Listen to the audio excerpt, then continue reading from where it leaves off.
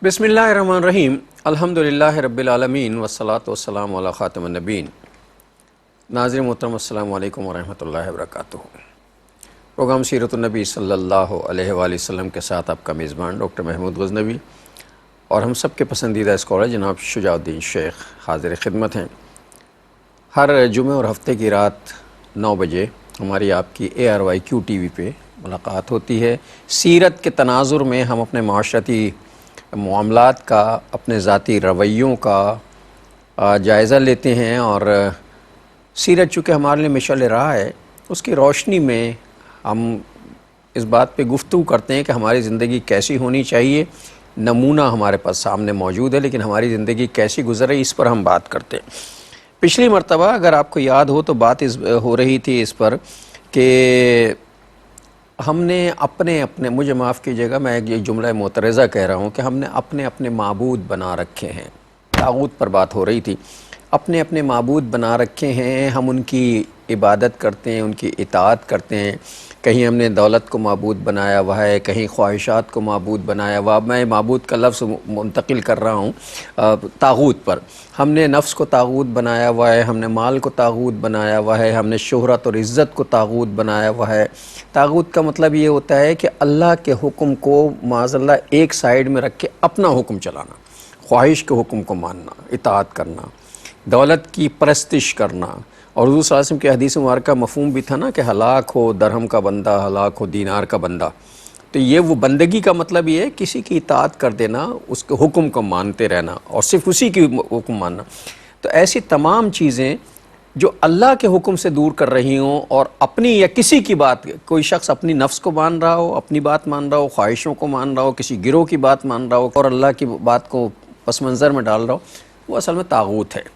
اور اس پر پچھلی مرتبہ گفتگو ہو رہی تھی۔ شجاع صاحب سے پچھلے پروگرام کا ریکیپ لیتے ہیں، پھر انشاءاللہ آگے چلتے ہیں اور بات کرتے ہیں کہ ہم اپنے طاغوت میں کا شکار ہیں، جس کی وجہ سے آج ہم ذلتوں میں ڈوبے ہوئے ہیں۔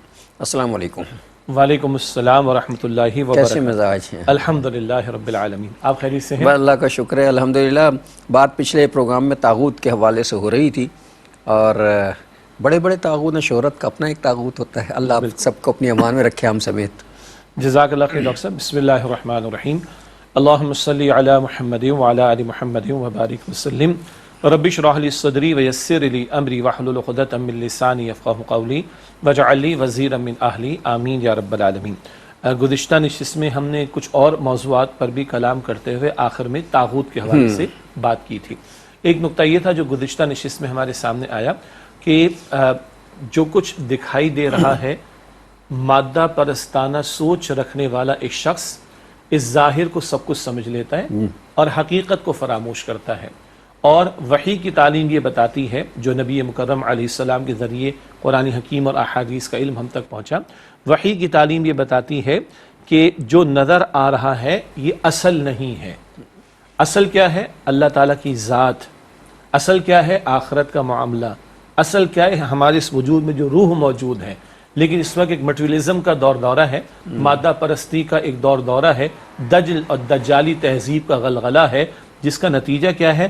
خالق پر کلام نہیں ہوتا، کائنات خوب دکھائی دے رہی ہے، کائنات کو خوب ایکسپلور کیا جا رہا ہے۔ روح پر کلام نہیں ہوتا، جسم ہی جسم پر توجہ کا معاملہ۔ معاف کیجیے گا۔ آخرت زیر گفتگو نہیں رہتی، دنیا ہی دنیا مقصود بن جاتی ہے۔ تو تین کے مقابلے میں تین باتوں پر توجہ کا معاملہ زیادہ ہو گیا۔ خالق کے مقابلے میں کائنات اور مخلوق، اور روح کے مقابلے میں جسم، اور آخرت کے مقابلے میں دنیا۔ پیغمبر علیہ السلام جو تعلیم لائے اور دیگر انبیاء اور رسول جو تعلیم لائے، وہ یہ بتاتے کہ دنیا یہ گزرگاہ ہے، یہ اصل نہیں ہے۔ یہ دنیا اس پوری کائنات کا حصہ ہے، ذرہ ہے، اصل تو آخرت کی زندگی ہے۔ یہ جسم تمہیں نظر آتا ہے، مگر اصل اس میں جو شے ہے وہ روح ہے جو اللہ کی طرف سے پھونکی گئی۔ اس دجالی تہذیب اور مادہ پرستی کا مقابلہ ہم وحی کی تعلیم کے ذریعے ہی کر سکتے ہیں۔ یہ اشارتاً ہم نے پچھلی مرتبہ کلام کیا۔ پھر ہم بات کرتے کرتے آئے طاغوت کے تعلق سے۔ جیسے انٹرو میں بھی آپ نے لفظ طاغوت بھی استعمال کیا، لفظ معبود بھی استعمال کیا، لفظ عبادت بھی استعمال کیا۔ ایک اور بات ایڈ کر لیں، کچھ چیزوں کے بت تراش لیے جاتے ہیں اور ان کے پیچھے بندہ لگتا ہے، حالانکہ بندے کو اللہ کی عبادت میں لگنا چاہیے۔ ہم نے کلام کیا کہ طاغوت کا لفظ یہ طغیانی سے بنا، جیسے دریا ہے اس کے 2 کنارے ہوتے ہیں، کچھ حدود معین ہوتی اپنی اوقات سے باہر ہو جانا۔ ہاں، جب سیلابی ریلا آتا ہے تو وہ اپنی حدود سے باہر نکل آتا ہے، اس حدود سے باہر نکلنے پر ہم کہتے ہیں کہ دریا میں طغیانی آ گئی، اور جب طغیانی آتی تو بربادی آتی ہے، کوئی فائدہ نہیں ہوتا اس کا۔ فائدہ نہیں ہوتا، بالکل صحیح، طغیانی کا فائدہ کبھی نہیں ہوا۔ بربادی آتی۔ تو دریا میں طغیانی کا آ جانا یہی ہے جس سے ہم لفظ طاغوت استعمال کر سکتے ہیں، سمجھ سکتے ہیں۔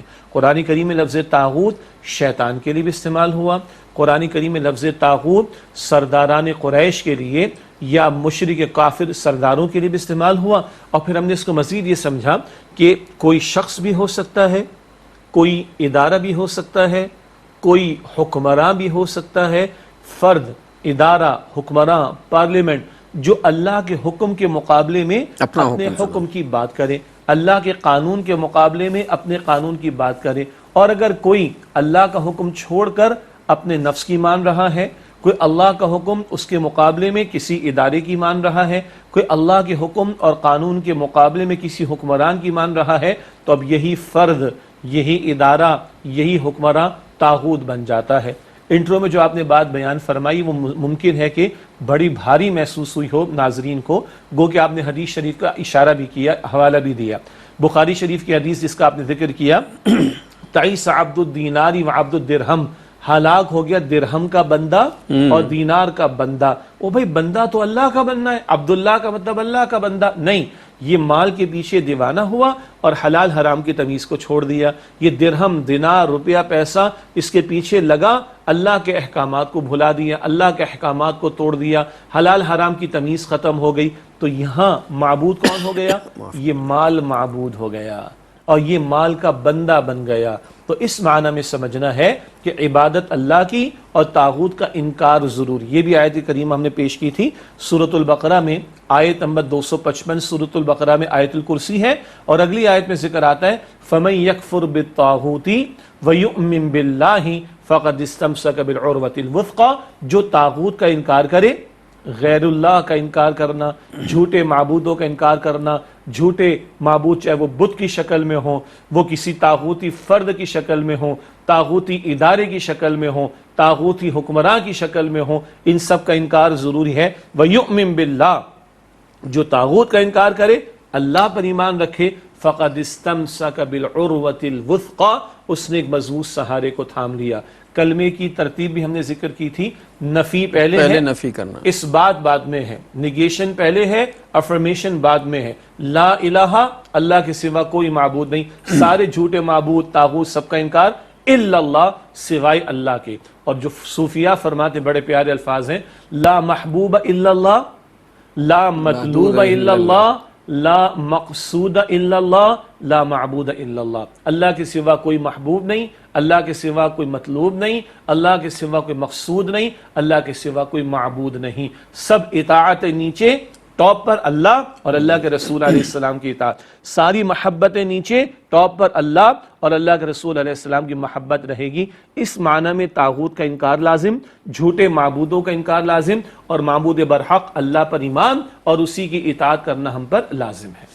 یہ شعیع صاحب نے یہ فرمایا کہ پہلے انکار اور بعد میں اقرار ہے۔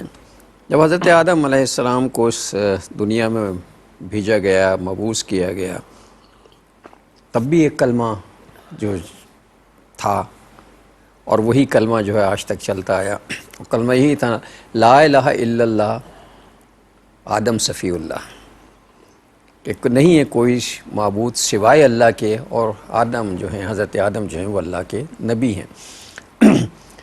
تو اس زمانے میں تو نہ دولت تھی، نہ شہرت تھی، ابھی تو انسان پیدا ہوا تھا، نہ بت پرستی تھی، اس کے باوجود سب سے پہلے انکار کر رہا کہ لا الہ الا اللہ، انسان کو پیدا کرتے اسے انکار کرنا سکھایا۔ اس کا مطلب ہے کہ کوئی نہ کوئی طاغوت ایسا تھا، کوئی نہ کوئی چیز ایسی تھی جس کی عبادت یا جس کی اطاعت جو ہے ممکن تھی، اور وہی اطاعت جو ہے وہ صرف دو چیزوں کی سمجھ میں آتی ہے، ایک تو شیطان چونکہ وہ موجود تھا، اور دوسرے نفس جو انسان کے ساتھ لگا ہوا، یعنی اس وقت بت پرستی تو تھی ہی نہیں کوئی۔ آپ کی بات بلند ہوتی ہے، ان دونوں باتوں کے حوالے سے ایک ایک مقام قرآن کریم کا، تاکہ یہ بات اور کھل جائے. ابھی اگلی آیت ناظرین کو معلوم ہے سورہ یاسین میں ہے، لیکن شاید ترجمہ سامنے نہ ہو، تو اب جو بات میں عرض کرنے لگا ہوں وہ عجیب لگے گی، ترجمہ آ جائے گا تو وضاحت ہو جائے گی. شیطان کی عبادت سے منع کیا گیا ہے. کتنا عجیب جملہ ہے، شیطان کی عبادت سے منع کیا گیا ہے. سورہ یاسین میں ہے، آیت نمبر 60 اور 65 یہ مضامین وہاں پر بیان ہوئے. ادھر یہاں ذکر آتا ہے، فرمایا کہ الم اعہد الیکم یا بنی آدم اللہ تعبدوا الشیطان. اللہ تعالیٰ قیامت کے دن فرمائے گا اللہ تعالیٰ قیامت کے دن فرمائے گا اے اولاد آدم، کیا میں نے تمہیں شیطان کی عبادت سے منع نہیں کیا تھا؟ اب ایک سوال ذہن میں آتا ہے، یہیں سے عبادت کا وسیع تصور بھی جان لیں. ہمارے یہاں عبادت کا عام معروف تصور کیا ہے؟ نماز ادا کرنا، نماز، روزہ، حج، زکوٰۃ، بس. اچھا ڈاکٹر صاحب نماز کون سی؟ جمعے کی 2 رکعت. 5 وقتہ نماز وقت پر بمشکل 5% لوگ ہمارے یہاں ادا کرتے ہوں گے، بمشکل. مجھے معاف کیجئے گا، بات ذرا کڑوی ہے. تو نماز کا تصور ہمارے ذہن میں ہے عبادت کا تصور ہمارے ذہنوں میں ہے نماز، زکوٰۃ، روزہ، حج. تو بھائی آج تک کبھی ہم نے سنا پڑھا؟ علماء بیان کرتے ہیں، تفسیر بیان کرتے ہیں، انبیاء کے واقعات بیان کرتے ہیں، مشرکین کا تذکرہ بھی آتا ہے، کفار کا بھی تذکرہ آتا ہے. کبھی سنا کسی نے شیطان کے لیے رکوع کیا ہو، سجدے کیے ہوں؟ ہمارے بیانات میں نہیں آتا، وہ دوسرے اور لوگوں کے سلسلہ چلتا ہوگا. تو پھر شیطان کی عبادت سے کیا مراد ہے؟ اللہ تعالیٰ پوچھے گا، سورہ یاسین کے الفاظ ہے، ترجمہ بھی پڑھا کرے خدا را ہم لوگ، کہ اللہ پوچھے گا کیا میں نے تم سے وعدہ نہیں دیا تھا اور اس بات کا حکم نہیں دیا تھا کہ تم اللہ تعبدوا الشیطان، شیطان کی عبادت نہ کرنا؟ تو شیطان کی عبادت کیا ہے؟ رحمان کی بات کو چھوڑ کر شیطان کی پڑھائی ہوئی پٹی پر عمل کرنا، رحمان کے حکم کو چھوڑ کر شیطان کی پڑھائی ہوئی پٹی پر عمل کرنا، رحمان کے تقاضے کو چھوڑ کر شیطان کی دعوت کو قبول کرنا، رحمان نے جس بات کا حکم دیا اسے توڑنا شیطان کی ماننا، اور رحمان نے جس بات سے منع فرمایا اس کو انجام دینا، کیونکہ شیطان چاہتا ہے کہ تم حرام اور گناہ کے کام کرو. یہ شیطان کی عبادت ہے، یہ ہے عبادت کا وسیع تصور.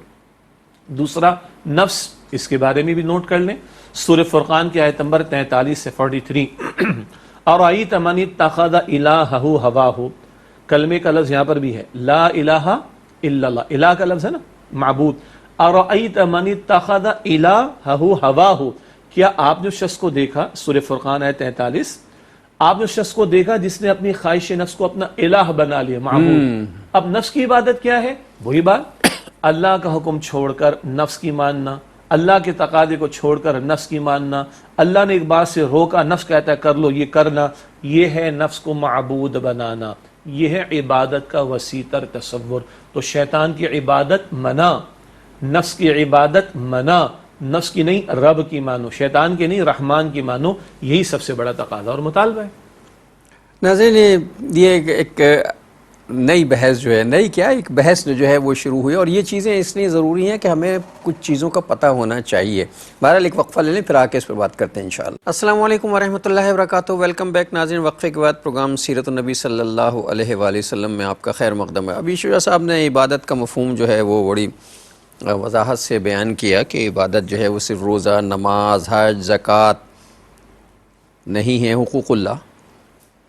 عبادت میں حقوق العباد بھی شامل ہیں، عبادت میں مشاہدہ کائنات بھی شامل ہے، عبادت میں ذکر و فکر بھی شامل ہے، عبادت میں تدبر بھی شامل ہے، عبادت میں رزق حلال کمانا بھی شامل ہے، اپنے بیوی بچوں کے منہ میں حلال لقمہ ڈالنا بھی عبادت ہے. اصل میں ہم نے عبادت کو بہت ہی لمیٹڈ، بہت محدود بنا کے رکھا. عبادت تو کا مطلب یہ ہے کہ ہر زندگی کے معاملے میں اللہ کے بتائے ہوئے طریقے کے مطابق زندگی گزاری جائے تو وہ عین عبادت ہے. اگر پانی بھی ہم پی رہے ہیں اور رسول اللہ کے بتائے ہوئے طریقے کے مطابق پی رہے ہیں، جیسے اللہ نے ہمیں حکم دیا ہے وہ کر رہے ہیں، تو اصل میں ہم پانی نہیں پی رہے، ہم عبادت کر رہے ہیں.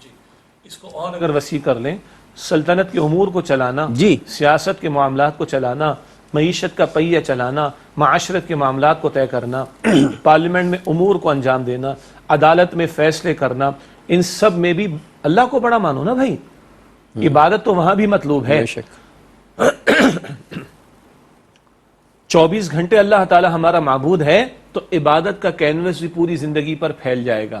حکم اللہ کا اور طریقہ رسول اللہ کا صلی اللہ علیہ وسلم. یہ جو آپ نے پانی پینے کی مثال دی نا، تو جب ہم پانی پیتے ہیں رسول اللہ کی تعلیم کے مطابق صلی اللہ علیہ وسلم، ہم رات کو سوتے بھی ہیں رسول اللہ کی تعلیم کے مطابق صلی اللہ علیہ وسلم، تو ہم عبادت کے ہی اعمال کو انجام دے رہے ہیں. کیوں؟ اللہ نے عبادت کا کامل نمونہ لقد کان لکم فی رسول اللہ اسوۃ حسنہ رسول اللہ علیہ الصلوۃ والسلام کو قرار دیا ہے. ہمیں ذکر و فکر کرنے کے لیے بتایا گیا. قرآن نے کہا تدبر کرو نا کائنات پر. ایک تو آیات الہی ہیں جسے ہم وحی مطلوع کہتے ہیں، جس کی تلاوت کی جاتی ہے، اللہ کی طرف سے احکامات نازل ہوئے ہیں. اور ایک یہ جو ہے پوری کتاب کائنات ہے، بکھری ہوئی ہے، اللہ کی نشانیاں ہیں اس میں. ہر چیز کو دیکھ کے تفکر کر کے اگر اللہ یاد آتا ہے، غور کرنے پہ یہ بادل کیسے گزر رہے ہیں اور کیسا میرا رب ہے، یہ کیسا پروردگار ہے جس نے بغیر ستون کے آسمان کھڑا کر دیا ہے، اور اس پہ ستارے کیسے جھلملا رہے ہیں، اور یہ کتنے فاصلے میں، پھر مجھے قدرت دی ہے دیکھنے کی، میری آنکھیں اسے دیکھ سکتی ہیں جھلملاتا ہوا. یہ میرے رب کی نعمتوں میں سے ایک نعمت ہے کہ میں انہیں دیکھ سکتا ہوں، وغیرہ وغیرہ. یہ سوچنا، یہ تدبر کرنا، یہ تفکر کرنا بھی عین عبادت ہے. جی، اور اللہ کے نبی صلی اللہ علیہ وسلم نے اس کا حکم بھی دیا ہے. یعنی اس معنی میں حدیث میں الفاظ آتے ہیں تفکروا فی خلق اللہ، اللہ تعالیٰ کی تخلیق میں غور و فکر کرو. اور قرآن کریم جیسے کہ آپ نے اشارہ کیا جا بجا اس پوری کائنات میں غور و فکر کی دعوت دیتا ہے. مثلا سورہ آل عمران کی آیت نمبر 190 میں ہے ان فی خلق السماوات والارض واختلاف اللیل والنہار لآیات لأولی الالباب. بے شک آسمان و زمین کی تخلیق میں، رات دن کے بدلتے نظام میں، آسمان زمین رات دن، عقل مند لوگوں کے لیے نشانیاں ہیں. کہاں پہنچتے ہیں وہ؟ الذین یذکرون اللہ قیاما وقعودا وعلی جنوبہم ویتفکرون فی خلق السماوات والارض ربنا ما خلقت ھذا باطلا سبحانک فقنا عذاب النار.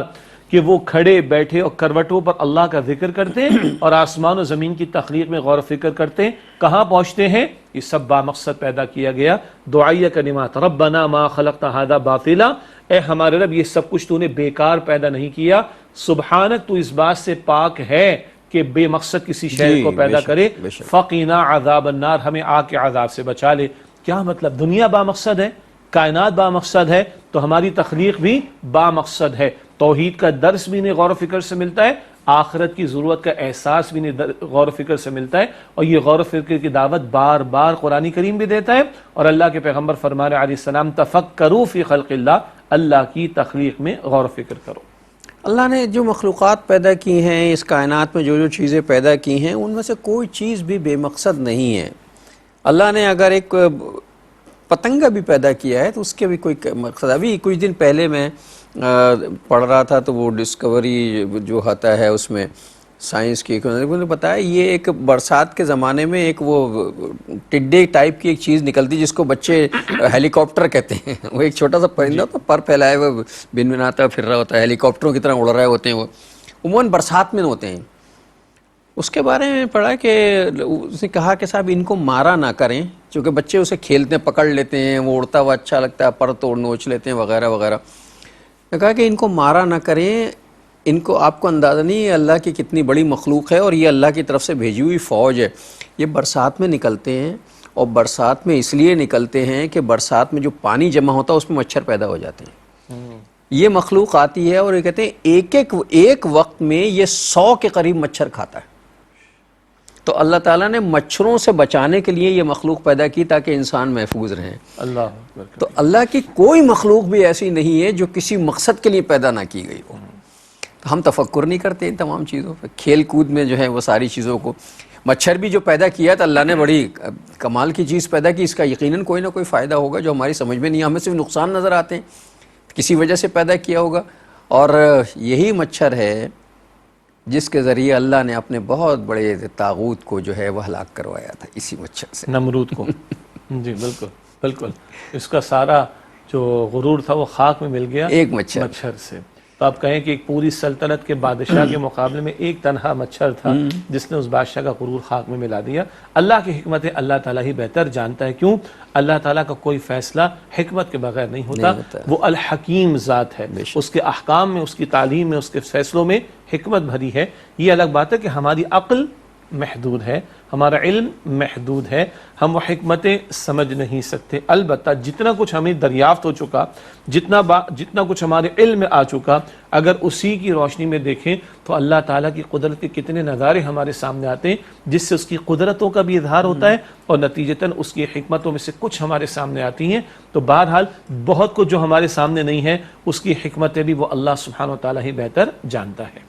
تفکر کرنے کی ضرورت ہے۔ اب ایک اور چیز بھی بتائیے، کچھ چیزیں ایسی ہوتی ہیں کہ اللہ تعالیٰ نے جو ہے، وہ لوگ کہتے ہیں نا کہ اب ہمارا اتنا ذخیرہ اناج کا رکھا تھا اور وہ اس کو کیڑا لگ گیا، خراب ہو گیا، گندم کا ذخیرہ تھا، کیڑا لگ گیا اسے۔ اللہ کی نعمت ہے یہ بھی ایک، اگر اللہ تعالیٰ کیڑے نہ پیدا کرتا اور اس ذخیرے کو کیڑا لگنے کا خطرہ نہ ہوتا تو لوگ سارا گندم، سارا چاول، سارا اناج ذخیرہ کر کے لوگوں کو بھوکا مار دیتے۔ وہ تو اس خوف سے بیچ دیتے ہیں کہ یار یہ خراب ہو جائے گا۔ تو یہ جو کیڑا لگنا ہے یہ بھی اللہ کی نعمت ہے، اس میں ایک نعمت ہے کہ اس کیڑے کی وجہ سے مخلوق کو جب رزق پہنچتا رہتا ہے، ورنہ رزق کچھ لوگ قبضہ کر کے بیٹھ جائیں گے اس کے اوپر۔ صحیح، بالکل صحیح۔ تو تدبر یہ سے اب کہ ہم یہ جو باتیں کر رہے ہیں آپ کہیں یار یہ دنیا کی کیسی بات، اصل میں یہ بھی غور کرنا کہ صاحب ذخیرے کو جو ہے اناج کے کیڑا لگتا ہے اور اللہ کی اس میں کیا حکمت ہے، یہ خود ایک عبادت ہے۔ بالکل، چیزوں پہ تدبر کرنا، تفکر کرنا، اس کائنات کا مشاہدہ کرنا، ہر چیز کہتے ہیں نا جو اہل اللہ ہیں، جو اللہ والے ہیں، انہیں تو کیڑے میں بھی اللہ نظر آتا ہے۔ ذرے ذرے میں اللہ کی معرفت کی نشانیاں موجود ہیں، بس وہ نگاہ اور وہ تڑپ کی ضرورت ہے کہ جو بندے کو خالق سے قریب کرتی ہے۔ اسی لیے بار بار حضور کی حدیث پیش کر رہا ہوں صلی اللہ علیہ وسلم کہ تفکروا فی خلق اللہ، اللہ کی تخلیق میں غور و فکر کیا کرو، ایک ایک کیڑے کے اندر، ایک ایک پرندے کے اندر، ایک ایک ذرے کے اندر اللہ کی قدرت کی نشانی نظر آئیں گی۔ سورۃ الملک کی تلاوت کی جاتی ہے، کیو ٹی وی پر روزانہ نشر بھی ہوتی، ترجمہ بھی پیش ہوتا ہے الحمدللہ۔ اللہ تعالیٰ فرماتے کیا تم یہ آسمان پر پر پھیلائے پرندوں کو نہیں دیکھتے؟ ما یمسکہن الا الرحمن، انہیں کون ہے جو رحمان کے سوا تھامنے والا ہو؟ بھائی ہاتھ تو میرے اور آپ کے پاس بھی ہیں، ذرا چوتھی منزل پہ جا کر یوں کر کے کچھ کر کے دیکھو، کود جائے پتہ چل جائے گا۔ ان پرندوں کو، ان کے پروں میں کیا اللہ نے میکینزم رکھا ہے، کیا اللہ تعالیٰ نے سسٹم رکھا ہے، کیا اللہ تعالیٰ ان کو بیلنس کرنے کی صلاحیت عطا فرماتا ہے؟ یہ ایک ایک پرندہ اللہ کی قدرت کی بہت بڑی نشانی ہے۔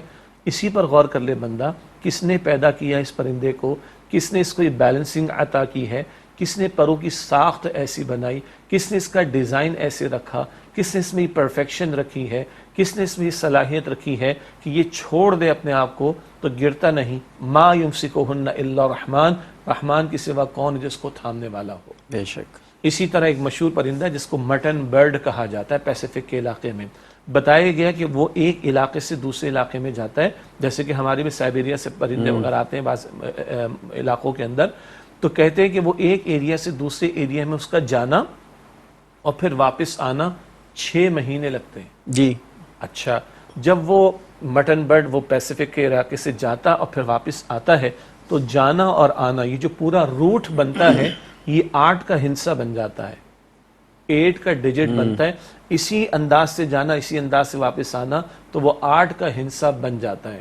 ایک اور پرندہ، اس کا نام مجھے اس وقت مستحضر نہیں ہے، ناظرین کو یاد ہوگا، بتایا گیا کہ وہ جتنی بلندی پر ہمارے جہاز ٹریول کرتے ہیں نا، 35,000 فٹ کی بلندی، 36,000 فٹ کی بلندی، لوکل فلائٹس کی میں بات کر رہا ہوں، تو اس میں اسی سطح پر وہ پرندہ بھی فلائی کرتا ہے، اور اللہ کی شان ہے کہ وہ سوتا کیسے، تو اس کے دماغ کا آدھا حصہ اس کا سوئچ آف ہو جاتا ہے اس اڑان کے دوران، اور آدھا حصہ جاتا ہے تاکہ اڑان چلتی رہے، اور اس طرح اس کی ٹریولنگ پوری ہو رہی ہوتی ہے۔ اگر اس کو اور کھوج لگائیں گے تو نہ جانے کیا کچھ ہمارے سامنے آئے گا۔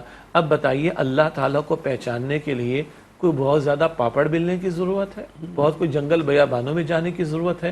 اور آج کا سائنٹیفک مائنڈ سیٹ رکھنے والا انسان جس کی فنگر ٹپس پر ہر چیز موجود ہو گئی. وہ کسی ایک صاحب نے کہا نا کہ پچھلے چند 100 سالوں کے اندر جتنی ریسرچ ہوئی، جتنا پاپڑ بیلا، آج آپ کی فنگر ٹپ پر آ گئی. ٹھک کر کے نکالے سب آپ کے سامنے، ٹھک کر کے نکالے سب آپ کے سامنے. تو ذرا نکالے نا، ذرا نکالیں کہ ایک ایک ذرے کے اندر اللہ کی معرفت کی نشانیاں ہیں کہ نہیں.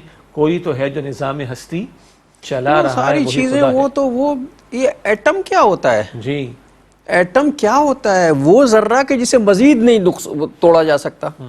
ایک ایسا پارٹیکل، ایک ایسا چھوٹا سا خشخاش کے دانے کے بعد جس کو مزید توڑا جائے تو قیامت آ جائے. اللہ کی نشانیوں میں سے ایک. اور یہ پرندوں کا تذکرہ ہو رہا ہے. پرندے کیا ہوتے ہیں؟ یہ جو چیل اڑتی ہے، اس کا ایک پر جو ہے، ایک پر 200 گرام کا ہوتا ہوگا زیادہ، 250 گرام کا. دوسرا پر بھی 250 گرام کا. یہ دونوں مل کے 500 گرام کا ہوگا. اس کا اپنا وزن جو ہے وہ 8 کلو کا ہوتا ہے، 6 کلو کا. چیل تو، اور شکرا تو اس سے بھی زیادہ بڑا ہوتا ہے، وہ باز جسے کہتے ہیں. 8-10 کلو کا وزن جو ہے 100 گرام کے پر لے کر اڑ جاتے ہیں. اللہ اب تصور نہیں کر سکتے اتنا وزن لے کے کیسے اڑ جاتے ہیں. جی اڑتے ہیں. اور پھر چیل کو عام مشاہدے میں، یہ چیل میں اس لیے کہہ رہا ہوں کہ چونکہ وہ شہروں میں بھی نظر آتی ہے، گاؤں میں نظر آتی ہے، بعض جو ہیں وہ عموماً پہاڑی علاقوں میں نظر آتے ہیں. اس کو دیکھیں آپ، یہ باقاعدہ پر اٹھا کے 2-4 پر مارتی ہے اور اس کے بعد پر سیدھے کر کے چھوڑ دیتی ہے اور پھر تیرتی رہتی ہے آرام سے. وہ فلائٹ چلتی رہتی ہے. تو بقول شاعر کے اور بھی شجاع صاحب نے کہا کوئی تو ہے جو نظام ہستی چلا رہا ہے. تو جو نظام ہستی چلا رہا ہے وہی خدا ہے. اور خدا جو ہے وہ وحدہ لا شریک ہے. اس کا کوئی ان تمام معاملات میں شرکت کرنے والا، شریک ہونے والا نہیں ہے. ایک وقفہ لے لیں پھر آ کے بات کرتے ہیں انشاءاللہ. السلام علیکم ورحمۃ اللہ وبرکاتہ. ویلکم بیک ناظرین. وقفے کے بعد پروگرام سیرت النبی صلی اللہ علیہ وآلہ وسلم میں آپ کا خیر مقدم ہے. تو بات اصل میں یہاں سے نکلی تھی کہ ذکر و فکر جو ہے وہ عبادت ہے. اور غالباً ایک حدیث کا مفہوم ہے جو شاید میں ابھی شجاع صاحب درست کر دیں گے کہ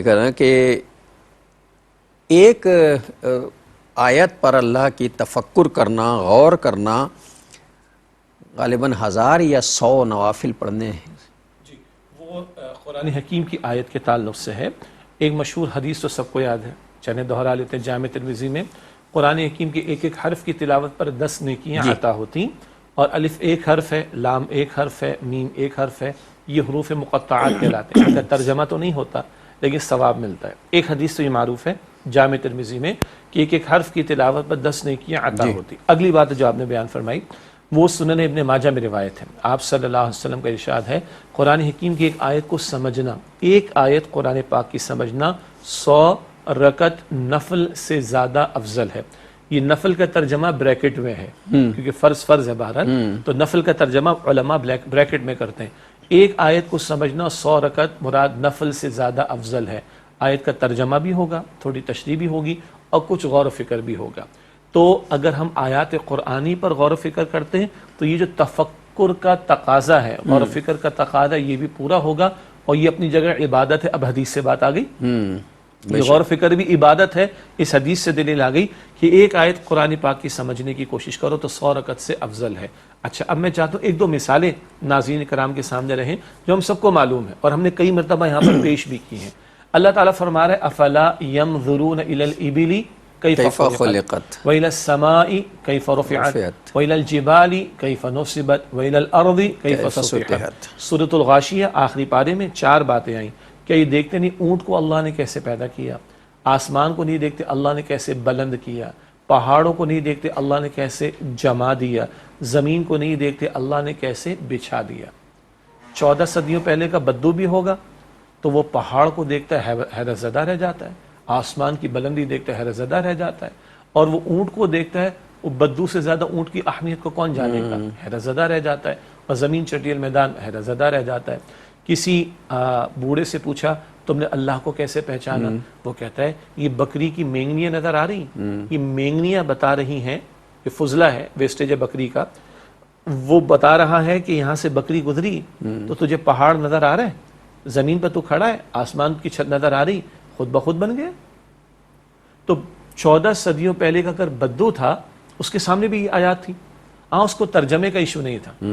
ترجمے کا بیریئر، یہ رکاوٹ نہیں تھی، وہ غور کر رہا تھا۔ آج کے دور کا سائنٹیفک مائنڈ سیٹ رکھنے والا انسان ہوگا، اونٹ پر غور و فکر کرے گا، اتنی موٹی کتاب پہلے بھی میں نے ذکر کیا ہے۔ اچھا، اب بڑی دلچسپ بات بھی میں عرض کر دوں کہ جناب یہ پچھلی باتیں کیوں دہرا رہے؟ تو کیا قرآن پاک ہم روزانہ نہیں دہراتے؟ یہ میڈیا کے دیگر پروگرامز کا مسئلہ ہوگا کہ تکرار، حالانکہ تکرار تو ہر شے کی، ساری ایڈورٹیزمنٹ تکرار اور ریپیٹیشن کا نام ہے، لیکن کچھ نیا ہونا چاہیے۔ نہیں بھائی، 14 صدیوں پہلے قرآن عطا ہو گیا اور نبی اکرم علیہ السلام کا اسوہ عطا ہو گیا۔ آپ یہ کہیں کہ آج کی میڈیم میں پیش کر دیں، آج کی زبان میں پریزنٹ کر دیں، آج کی ذہن کے مطابق پریزنٹ کر دیں، آج کی مثالوں کے ساتھ سمجھا دیں، ہم کانٹینٹ تو قرآن پاک اور سیرت النبی کا ہی لائیں گے صلی اللہ علیہ وسلم۔ اچھا، تو اونٹ پر غور و فکر 14 صدیوں پہلے بھی تھا، آج بھی ہے۔ تو انسان سائنٹیفک مائنڈ سیٹ رکھنے والا دیکھتا ہے کہ اس اونٹ کے اندر اتنی موٹی کتاب لکھ دی، میریکلز ان دا کیمل، اونٹ میں اللہ نے کیسے کیسے معجزات رکھے۔ ایک سپ میں 50-60 لیٹر پانی پی جاتا ہے، اس کے کوہان میں ٹنکی ہے اسٹوریج کے لیے، صحرا میں تو پانی نہیں ہوتا نا، بڑی مشکل سے ملتا ہے، تو مہینہ گزارا کر لیتا ہے وہ، 2 ہفتے تو آرام سے، اور اگر شارٹیج ہو جائے تو مہینہ نکال لیتا ہے آرام سے وہ، وغیرہ وغیرہ۔ اس کے پنجوں کو دیکھیں اللہ نے کیسے بنایا کہ دھس نہیں جاتا وہ صحرا کے اندر۔ تو پوری ایک کتاب لکھ ڈالی۔ پہاڑوں کے بارے میں ہم نے پہلے بھی غور و فکر کیا، پہلے بھی یہاں پہ گفتگو ہوئی ہے کہ جو اس کے ماہرین ہیں انہوں نے کس کس پہاڑوں میں پیئرز اللہ تعالیٰ نے جوڑے جوڑے بنا ڈالے، اللہ اکبر کبیرہ، اور پوری ایک جیولوجی کی سائنس کے اندر پہاڑوں کی تفصیلات آپ کو ملتی۔ پھر انہی پہاڑوں میں اللہ تعالیٰ نے منرلز رکھے ہوئے، معدنیات رکھی ہوئی، آج تو پہاڑوں میں پورے پورے بنکرز بنا لیے جاتے ہیں، وغیرہ وغیرہ۔ آسمان کو نہیں دیکھا اللہ نے کیسے بلند کیا؟ اچھا، ایک آسمان کی چھت تو یہ نظر آ رہی، قرآن پاک 7 آسمانوں کا ذکر بھی کرتا ہے، پھر قرآن پاک آسمان کو وسعت دیے جانے کا ذکر بھی کرتا ہے۔ تو آج کا مائنڈ سیٹ رکھنے والا انسان سمجھتا ہے کہ this universe is ever expanding, یہ کائنات وسعت پذیر ہے۔ زمین کو کیسے بچھایا؟ آج انسان غور و فکر کرتا ہے کہ 30:70 کا ریشو یا 71 اور 29 کا ریشو، پانی اور خشکی کا ریشو اللہ نے مینٹین رکھا ہوا ہے۔ آکسیجن کی مقدار بہت موزوں انداز سے ہے، سورج سے ایک بہت مناسب فاصلے پر زمین ہے، ذرا قریب تو بھٹی بن جائے، ذرا دور تو برف بن کر جم کر پگھل جائے گی، لیکن نہیں، بڑے مناسب فاصلے پر، آکسیجن کی مقدار بڑی مناسب، پانی اور خشکی کا ریشو بڑا مناسب، غور کرتے چلے جائیے۔ تو اگر ایک 14 صدیوں پہلے کا مائنڈ سیٹ رکھنے والا ہے وہ بھی غور کرے گا، آج 2024 میں 21ویں صدی میں جینے والا ہے، وہ بھی غور و فکر کرنے کے لیے بڑا سامان قرآن کریم میں پائے گا۔ اور اب پھر دوبارہ وہ بات کہہ رہا ہوں کہ یہ غور و فکر کرنا، آیات قرآنی کو سمجھنا، ایک ایک آیت کو سمجھنا 100 رکعت نفل سے زیادہ افضل بتایا گیا، گویا یہ غور و فکر کرنا بھی عبادت میں شمار ہوگا۔ اور اس کا حاصل کیا نکلے گا؟ بندہ اپنے خالق کو، مالک کو پہچانے گا، اور پھر عبادت اسی کی ہوگی۔ جتنا مالک کو پہچانے گا، جتنا خالق کو پہچانے گا، جتنا معبود حقیقی کی معرفت ملے گی، اتنا ہی اس کی بندگی میں بندہ آگے بڑھتا چلا جائے گا۔ اور اگر یہ نہ ہو تو کسی کمتر پر جو ہے وہ اکتفا کرے گا، کوئی ہاتھوں سے تراشے ہوئے بت کو سجدے کرے گا، کوئی پتھر کو، کوئی درخت کو سجدہ کرے گا، کم تر پر رک کر مر جائے گا، برباد ہو جائے گا۔ تو یہ غور و فکر ضروری، تاکہ خالق کی معرفت ملے اور معبود حقیقی کو ہی پہچان کر مان کر اسی کی عبادت ہو، اور ہر طرح کی طاغوت کا اور غیر اللہ کی عبادت کا انکار ہو۔ تو ناظرین، یہ جو ایک مسئلہ ہے کہ معرفت، اب یہ کہ ایک نئی جہت جو ہے وہ آ رہی ہے بات کرنے کی، کہ معرفت الہی یعنی اللہ کا عرفان حاصل کرنا، اللہ کو پہچاننا، اللہ کو شناخت کرنا، اللہ کا ادراک حاصل کرنا۔ اللہ کے ظاہر ہے ہم نے آنکھوں سے تو اللہ کو نہیں دیکھا، اور اللہ نصیب کرے کہ حشر میں وہ مقام بھی ہوگا جس کی ہمیں بشارت دی گئی ہے کہ اللہ تعالیٰ جو ہیں وہ اپنا دیدار بھی کرائیں گے۔ اللہ ہمیں بھی ان میں شامل کرے، ہمیں ہمارے اعمال ایسے کرے کہ ہم جو ہیں وہ دیدار الہی کے قابل ہوں کہ ہم نے اللہ کو دیکھا تو نہیں۔ ہاں، رسول اللہ نے جو ہمیں بتا دیا کہ اللہ جو ہے وہ ایک ہستی ہے اس کائنات کی، خالق ہے، مالک ہے، ہم نے اس پر ایمان لے آئے، غیب پر ہم ایمان لے آئے جو رسول اللہ نے۔ جنت ہم نے نہیں دیکھی، حضور صلی اللہ علیہ وسلم نے فرمایا کہ جنت ہے، ہم نے مان لیا، آمنا و صدقنا۔ حضور نے فرمایا دوزخ ہے، آمنا و صدقنا۔ اور جو چیزیں آپ نے بتائی ہم نے اس پہ ایمان لے آئے، اس کی تصدیق کر دی بغیر دیکھے، ہم نے ٹرسٹ کیا ہے۔ تو اس کائنات کا ایک رب ہے اور اس کی معرفت حاصل کرنا جو ضروری۔ تو جس نے اچھا اس کی معرفت حاصل کرنا، جیسا بھی تذکرہ ہوتا، پہاڑ ہیں، پہاڑ ہیں اور آسمان ہیں اور زمینیں، کائنات، اس سے بھی ہٹ کر خود اپنی ذات، انفس و آفاق جو ہے جس میں ہمارا نفس بھی شامل ہے اور آفاق تو بات کی بات ہے، صرف اپنے نفس پر اگر غور کر لیں تو میرا خیال ہے ہم اپنے نفس پر ہی غور کرتے چلے جائیں تو پھر ہمیں مزید کسی چیز کو گنجائش ہی نہیں نکلتی، فرصت ہی نہیں ملے گی۔ اپنے نفس، بلکہ آپ کی بات بلند ہوتی ہے، قرآن کریم فرماتا ہے وَفِي أَنفُسِكُمْ جی أَفَلَا تُبْصِرُونَ، کیا تو تمہارے اپنے اندر، تمہاری جانوں میں معرفت الہی کی نشانیاں موجود ہیں، افلا تبصرون، کیا تم دیکھتے نہیں؟ تو بہت درست آپ نے فرمایا، کائنات تو بہت بڑی شے ہے، یہ حضرت انسان اس کائنات میں اللہ کی تخلیق کا شاہکار، پھر ایک ایک عضو پر اگر غور جی کر لیں، حیرت انگیز، اگر تخلیق پر دیکھیں، یہ بات بھی ہم پہلے کر چکے ہیں مگر قرآن پاک نے بار بار دہرایا، ایک قطرے کے معمولی جز سے اللہ بندے کی تخلیق کا معاملہ کرتا ہے، قطرہ وہ بھی ناپاک، اس کی معمولی جز سے۔ اچھا ہم بیٹھے ہیں، ہمارے ہاتھ بھی ہیں، پیر بھی ہیں، آنکھیں بھی ہیں، کان بھی ہیں، ناک بھی ہے، دماغ بھی ہے، گردے بھی ہیں، دل بھی ہے، اس قطرے کے جز میں ہے یہ؟ اس قطرے کو اللہ، اس کے جز کو پروان چڑھاتا ہے اللہ، اور پھر ایمبریولوجی کی فیلڈ ہے جہاں تخلیق انسانی پر کلام ہوتا ہے۔ قرآن پاک کی کئی آیات میں اس کا تذکرہ ہمیں ملتا ہے کہ کس طرح اللہ علقہ، بلکہ پہلے نطفہ ایک قطرے کی شکل، علقہ پھر ایک بوٹی لٹکتی ہوئی شکل، مضغہ پھر ایک بوٹی، علقہ کے بعد مضغہ ایک بوٹی کی شکل، پھر عظامہ ہڈیوں کا معاملہ، پھر لحمہ پھر گوشت کے چڑھائے جانے کا معاملہ، پھر سماعت کا معاملہ، بصارت کا معاملہ، درجہ بدرجہ 7، 8، 8.5 مہینے ایک بچہ یا بچی ماں کے بطن میں پرورش پاتا ہے، پھر اللہ اس کو ایک بچے کی شکل میں ماں کے بطن سے باہر لاتا ہے، پھر اس کو اللہ تعالیٰ پروان چڑھاتا ہے۔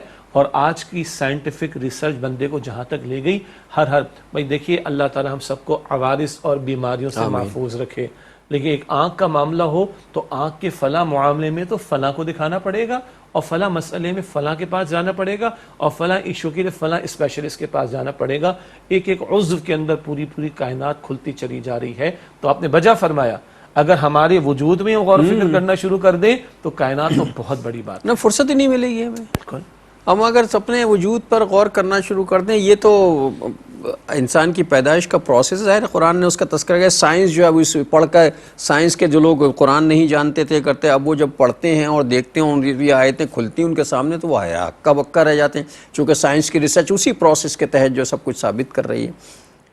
وہ ساری چیزیں آج دنیا جہاں جس نہج پہ پہنچ گئی ہے، تعلیم یافتہ، پڑھی لکھی اور بالکل ترقی کے مراحل پہ سب سے اوپر ہے، آج بھی وہ کہتی ہے اپنا انگوٹھا لگاؤ اس پہ ٹرسٹ کرتی ہے، وہ اس پہ ٹرسٹ نہیں کرتی، دستخط پہ ٹرسٹ نہیں کرتی، اس میں بے ایمانی ہو سکتی ہے، اس میں چیٹنگ ہو سکتی ہے۔ اس 1.5 انچ کے بلکہ 1 انچ کا 1.25 انچ کا انگوٹھا ہے، یہ آدھا انچ اور 1.25 انچ کا، اس میں گڑبڑ نہیں ہو سکتی کوئی۔ پھر انگوٹھے کا زمانہ آ گیا، پھر انگوٹھے کا زمانہ، پڑھے لکھے ہو کتنے بھی پڑھے لکھے ہو بھائی انگوٹھا لگا دو، اس لیے کہ تم پہ بھروسہ نہیں ہے، خالق کے نشانوں پہ بھروسہ ہے۔ سبحان اللہ، آپ کی بات بلند ہوتی ہے۔ ایک صاحب ہمیں حج کے سفر میں ملے، اسلام آباد سے تعلق، اور نیورو سرجن ہیں، دماغ کے ڈاکٹر اور بلکہ سرجن ہیں، تو تھوڑی تفصیل انہوں نے بتائی اور کچھ باتیں بتائیں لیمن لینگویج میں، ظاہری بات ہم اس فیلڈ کے نہیں۔ تو میں نے کہا ڈاکٹر صاحب کتنا دماغ کو ایکسپلور کر لیا ہے؟ تو کہا بھائی جتنا کھول رہے ہیں اتنا اپنی، میں تو لفظ جہالت کہہ رہا ہوں، اپنی جہالت اور کم علمی کا اندازہ ہو رہا ہے کہ ہم کتنے لا علم، کتنے جاہل، کتنے کم علم ہیں۔ دوبارہ عرض کر رہا ہوں، کہہ رہے ہیں جتنا دماغ کے آپریشنز کیے، جتنا دماغ کو کھولا، جتنا کھولتے جا رہے اتنا اپنی جہالت، کم علمی کا اندازہ ہو رہا ہے۔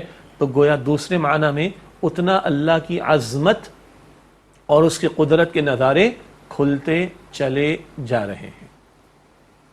مطلب سائنس یہ کہتی ہے کہ ہمارے جو جینیس ترین لوگ ہوتے ہیں وہ اپنے دماغ کا، اپنے برین کا غالباً، اگر میں صحیح، کچھ حضرات پڑھے لکھے لوگ ہوں گے سائنس کے وہ صحیح بتا دیں گے، میں فرضی طور پہ ایک بات کر رہا ہوں جو میں نے پڑھا، کہ وہ ہم اپنے دماغ کا 4.5 یا 5% جینیس لوگ جو 4.5 یا 5% حصہ دماغ کا استعمال کرتے ہیں تو جینیس ہو جاتے ہیں، اور باقی سارا ابھی تک ڈسکوری نہیں ہوا کہ 95% ابھی فارغ ہے، بالکل ابھی بالکل ایسے ہی رکھا ہوا بلینک۔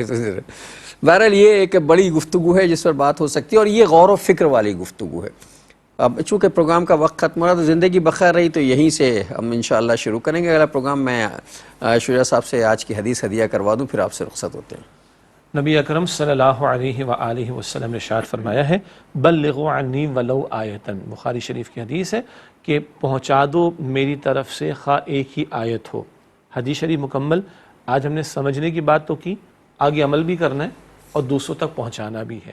ایک آیت پہنچاؤ, چاہے تمہیں ایک آیت آتی ہے پہنچا دو میری طرف سے قرآن پاک میں سے, تو اللہ میں سیکھنے, سمجھنے, عمل کرنے اور دوسروں تک پہنچانے کی توفیق عطا فرمائے. آمین.